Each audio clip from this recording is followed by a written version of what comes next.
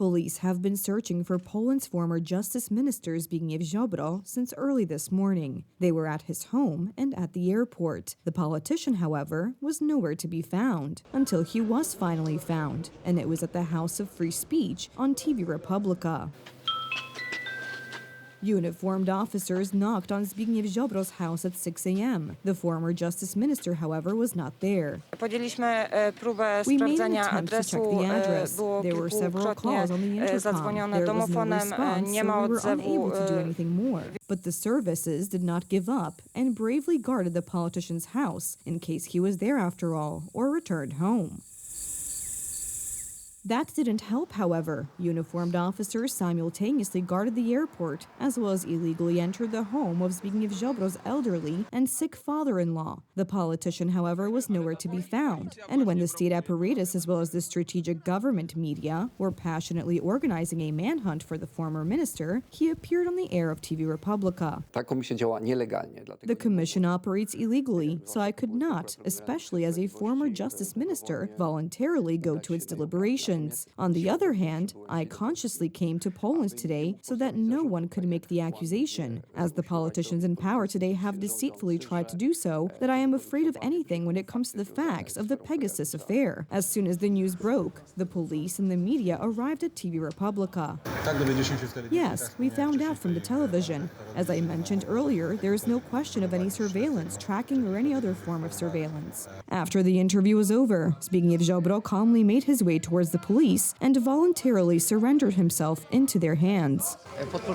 I will submit to the recommendations, as I have said publicly, but I wanted to inform you, however, that there is a situation in which there was a violation of the rules of law, and the police drove the former minister to the parliament.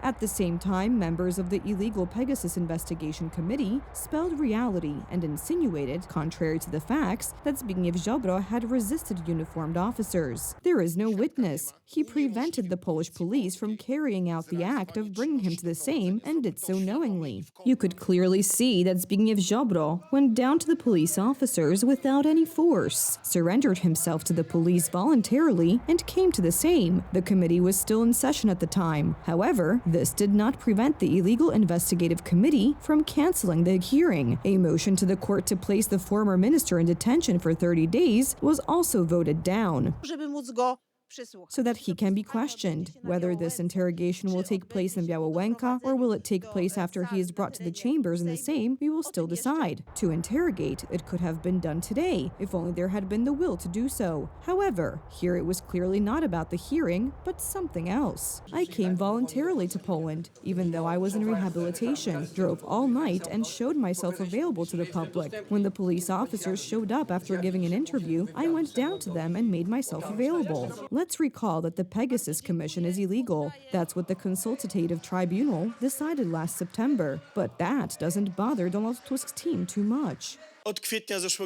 Since last April, no unlawful rulings of the Constitutional Court have been published. To say that the matter is simple, that someone is flouting the law when the Prime Minister and the government are blocking the publication of Constitutional Court rulings, including the ruling declaring the illegality of this commission, is just deceit. The action of this commission is also devoid of logic, since the whole pseudo-affair was explained by none other than Minister Adam Bodnar himself, who assured that the Pegasus system was used in accordance with the law.